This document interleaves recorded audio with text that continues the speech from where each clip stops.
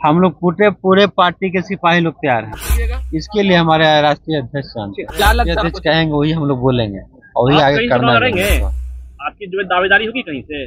मेरी कहीं से कोई दावेदारी नहीं है। हमारे पूरे महागठबंधन के पूरे 400 सीट में दावेदारी है।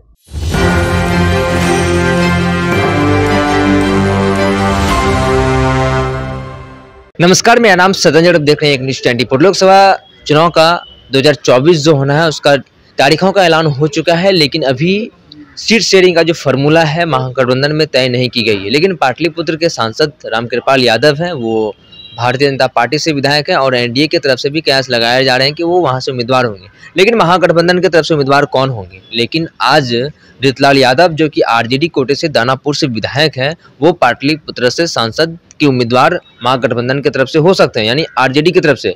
खुद रितलाल यादव कह रहे हैं कि लालू प्रसाद यादव, हमारे जो सुप्रीमो लालू प्रसाद यादव हैं, वो चाहते हैं कि हम पाटलिपुत्र के सांसद का चुनाव लड़े। हमको उम्मीदवार बनाने के लिए लालू प्रसाद यादव खुद कह रहे हैं। पहले सुनिए रितलाल यादव क्या कुछ कह रहे हैं।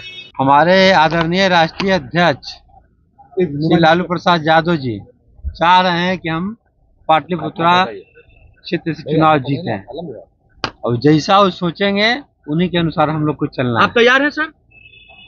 हम लोग पूरे पार्टी के सिपाही लोग तैयार हैं। सीट शेयरिंग अभी तक नहीं हुई है सर। कहिएगा रितलाल जी, होने की अभी तक क्लियर नहीं हुआ है सीट शेयरिंग।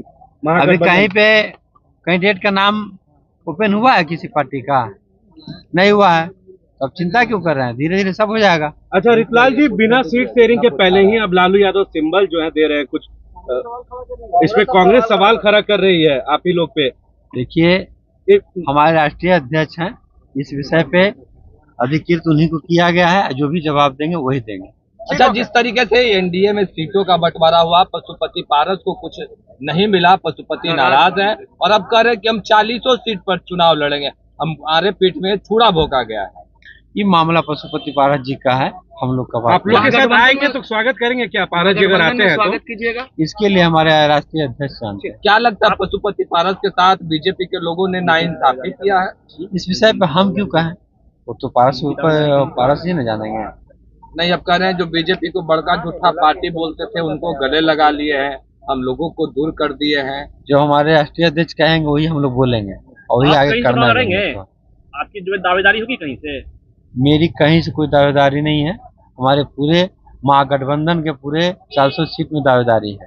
पर कांग्रेस में पप्पू यादव का विलय हो गया है और पप्पू यादव चुनाव लड़े जाएंगे। ये कांग्रेस में गए हैं तो कांग्रेस पार्टी ने उनको जिम्मेवारी लेगा कि हम उनको लड़ाएंगे या नहीं लड़ाएंगे।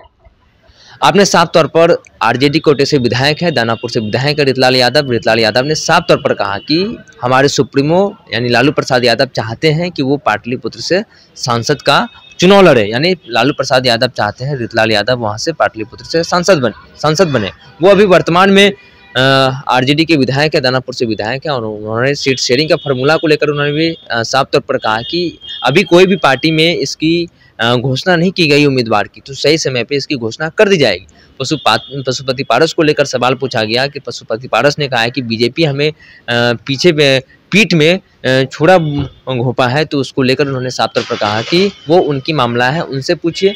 और जब इनसे सवाल पूछा गया कि पशुपति पारस चाहते हैं कि 40 लोकसभा की जो सीट है उसके ऊपर उम्मीदवार उतारना चाहते हैं, तो उन्होंने साफ तौर पर कहा कि वो जाने, उनकी बात है। उन्होंने जब मीडिया के द्वारा सवाल पूछा गया क्या अगर पशुपति पारस महागठबंधन में आए तो आप लोग स्वागत करेंगे, तो उन्होंने साफ तौर पर कहा कि हमारे जो सुप्रीमो यानी लालू प्रसाद यादव है वो अधिकृत है, वो बोलेंगे इस मामले में किसके शामिल करना है, किसे शामिल नहीं करना है। बहरहाल इस खबर में इतना ही। अन्य खबरों के लिए बने रहिए न्यूज़ 24 पर। मेरी सहयोगी पिंडो के साथ मैं सदन जी पटना।